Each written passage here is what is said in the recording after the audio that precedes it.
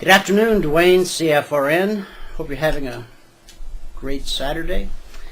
I want to talk to you about something, just take a couple minutes of your time. As you can see from the sun streaming through the windows here in Studio A that it's late in the afternoon. Sun hangs low in the west. Getting ready for the holidays, going for a big tree lighting ceremony tonight. I'm sure much fun will be had by all. I want to talk to you about something, though, that's not fun. You've heard it for the past week, everywhere you turn. Fake news, fake news, fake news, fake news. Mark Zuckerberg has admitted that on Facebook there is a lot of fake news. He said, I'm going to do my best to fix this. Originally, he had a team of humans ferreting through all the stuff to try to determine what was what. Then he went to an algorithm. That blew up pretty quick. And he's now said, I don't know that there's really anything we can do to prevent fake news, because there's this thing in America called freedom of speech, freedom of the press. You might have heard of it. Now, here's one example. And this is a very painful example. There's a man who runs a pizza parlor in Washington, D.C. Been there many years. It's called Comet Pizza and Ping Pong. He has been accused on the internet of running a pedophile ring out of the back of his pizza joint.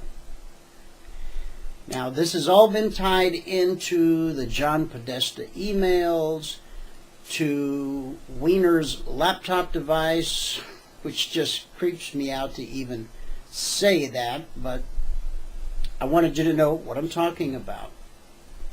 Now, the New York Times has said fake news, fake news, fake news, not true. Okay? The National Public Radio did an interview with the guy. I heard the interview. Yes. As a conservative radio talk show host, I am guilty. That's one of my guilty pleasures, listening to National Public Radio. I heard an interview with the man who owns Comet Pizza, and he's either one hell of an actor or the guy's innocent. But I don't know which. Nor do I have the time to go to Washington, D.C.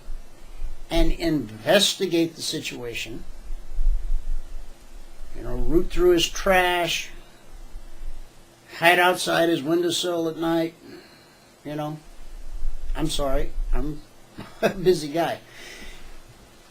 So here I sit.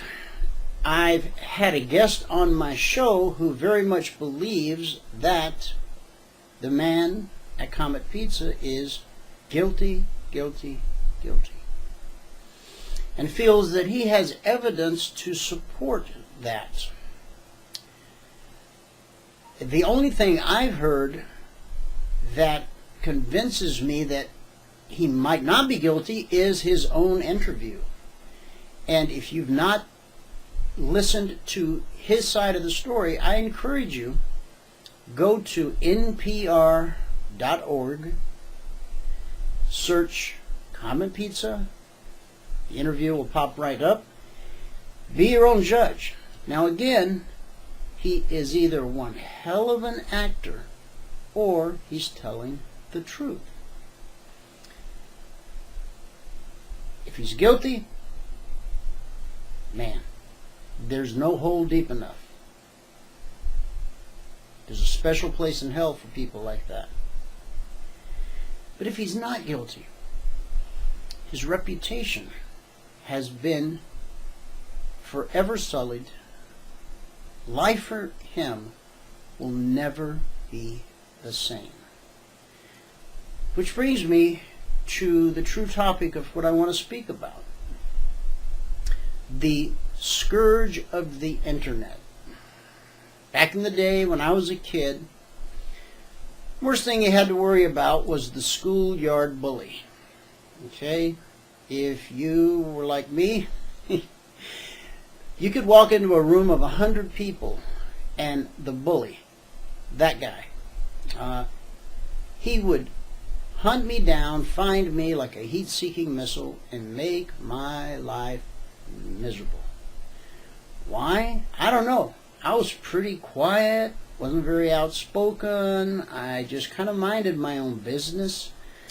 At 14, I went to work 40 hours a week, plus going to school, so I don't know. But that's my lot in life. I grew up, joined the military at 17, the day I turned 17, and all of that small town garbage stopped. I was no longer the object of the bully's attention. But we have this modern day scourge on the internet, this digital bully. If they decide to sink their teeth into you, oh boy, look out. Now, what happened with the man who runs Comet Pizza is, first it started out on Reddit. Now, in case you're not familiar with Reddit, it's the front page of the internet, or so it's called. It's REDDITT.com. Type that into Google, you'll get there. And the other's 4chan, which I'm not even going to spell that because that place is just disgusting. So you don't want to go there. So the rumor got started on the Reddit thread that this guy was running this pedophile ring out of the back of his pizza parlor, and that a lot of the players were high-powered Washington officials, even, yes, Mrs. H. Now, he came on NPR to kind of defend himself. He said because he's been in business so long and so many people know him so well that his business did suffer tremendously for a couple weeks, but it's starting to come back, and he's thankful for that. And again, he's either innocent or one heck of an actor. All right? But what about you? What about me? What if one of my competitors doesn't like the fact that perhaps I've taken a little more market share than I deserve? Could they not go on some forum, hide behind some screen name, and start to say things that, oh, I don't know, might not be true? Or picture this. A client comes on board, attempts to learn how to trade, and that's what we do. We're an educational company. We're a Christian talk radio station, and we also teach people how to trade. Now, unfortunately, some people can't learn how to trade. It's not my fault. They don't have the discipline. They aren't able to think in probabilities. They're just too emotional. I wish I had a test I could administer before someone became a client, and I could tell them, hey, you know what? You're not going to make it. In other aspects of life, people are able to apprentice and determine if something is for them or not. You know, by the time you graduate high school, you know if you got a shot at playing pro football or pro tennis, or if you're going to go write code for Google. Okay? But trading is like no other business in the world. And until you've actually tried it, There's no way of knowing if you're going to be able to succeed or not. I feel sorry for those who ultimately are not able to follow the rules and even do the simple things like put together a business plan, put together a written trading plan, and then have the discipline to actually follow the plan. It breaks my heart every time somebody throws in the towel and says, you know, this isn't for me. I, for instance, could go to some technical school to learn auto mechanics. I wouldn't because I have no interest in working on cars. I like driving them, but I have no desire to work on them. But if I did go and, after my first semester, if I just realized that, man, I'm never going to instinctively know the difference between a 3/4 inch and a 1/8 inch wrench. I'm always going to have to look at it and read it and go back and forth to the car 3 times to see if I got the right wrench that fits. Move on. Find something else. Leave it at that, right? You know what I find so very, very interesting is that most of the people who have anything negative to say about me or our company are people who have never spent a dime. Not one thin dime. They came, they took the trial, maybe they downloaded the platform, maybe they installed the indicators, probably not. But did they make an honest attempt to learn what we were doing during the week? Maybe, maybe not. But again, because we give everybody a 1-week free trial, platform, indicators, and one-on-one mentoring, and 2 hours of training every single day, Monday through Friday, that person has every ability to make a well-informed decision whether or not what we do is right for them. Now, if they choose to become a client and ultimately, or student and ultimately don't succeed, that's one issue. But I rarely ever hear from those guys. It's the guys, and I don't know, I suppose it could be ladies because people hide behind these screen names. And they write these vicious, unbelievable attacks on my character, on my technique, on... These people don't know me. They don't know my business. They don't know how I run my business. They don't know who I am, what I do, or why I even do it. But yet they're somehow driven to these forums to write this garbage, this fake news. So what I want to do, the Comet Pizza guy went on NPR. I haven't had an invitation to come on NPR and speak my piece. So I'll speak it here. If anyone who is considering becoming an E-mini futures trader wants to question anything that's been written about me or about our company, you should call me.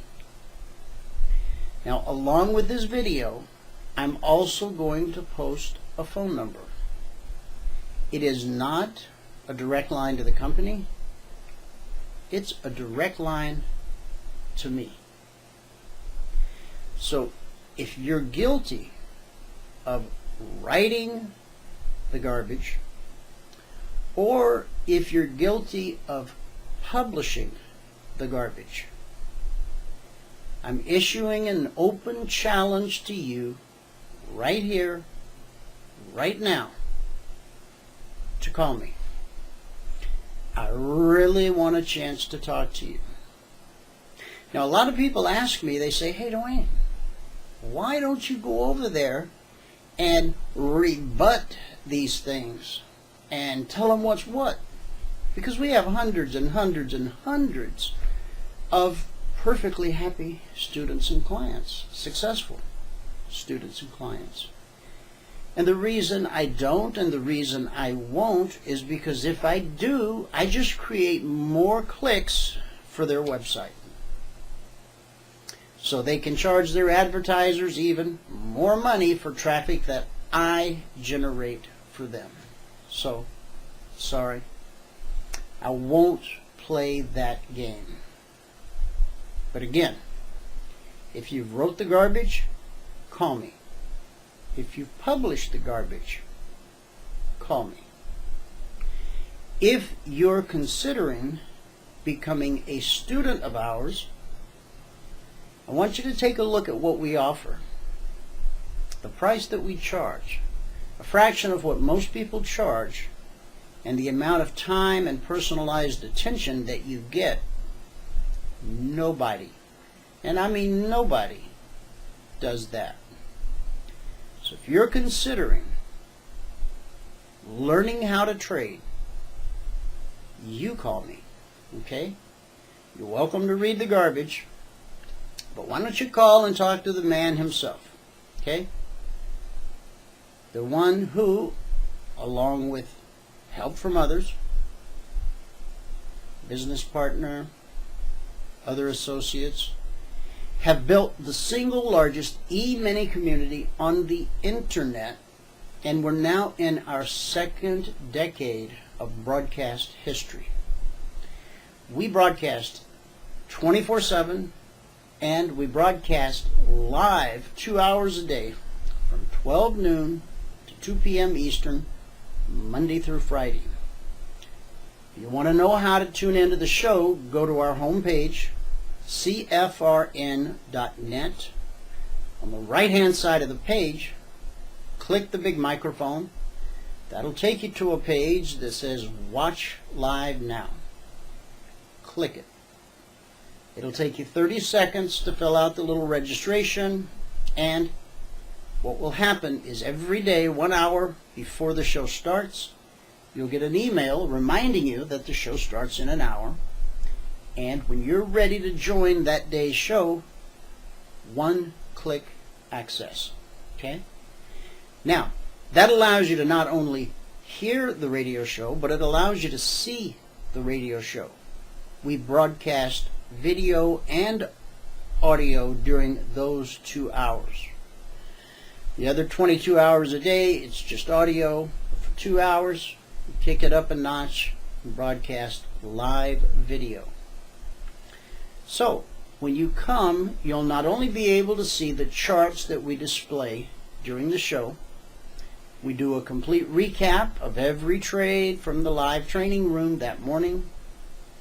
I do a recap of every trade that was sent out to the concierge trade alert partners the night before, in depth, in detail. Plus we talk about today's news, today's markets, what's happening, what's going on. But you, my friend, have access to the chat box. And that little chat box gives you access to a global audience. So if you got something you want to say, something you want to get off your chest, something that's been bugging you or pestering you, or maybe you even got a praise report, maybe you got something good to say, maybe you've had a victory in your life and you want to share it with the rest of the world, come to the right place. Type it in the chat box. I'll share it with the audience. If it's exciting enough and you're wearing a headset, I'll open up your mic so you can talk. And if you don't have a headset, I'll give you a toll-free number that you can dial in on. And you can tell them whatever it might be. I've had people from the far, far right and people from the far, far left. Now, we are technical traders. But just to show you how open-minded we are, Burton McKeel, the guy who wrote the classic Random Walk Down Wall Street, who claims that the markets are purely random, which means what we do for a living, technical analysis, is impossible. I had him on the show. What a nice gentleman he was. I think he's in his late 70s, early 80s at this point. If you want to listen to the interview, just Google CFRN Random Walk Down Wall Street. It'll pop right up, click and go. You can hear the interview. We obviously see the market differently. I approach it purely 100% technically. He takes a completely different approach. But that just goes to show you how open-minded we are. So,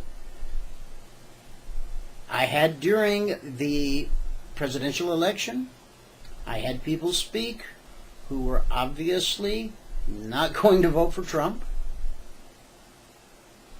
That's okay.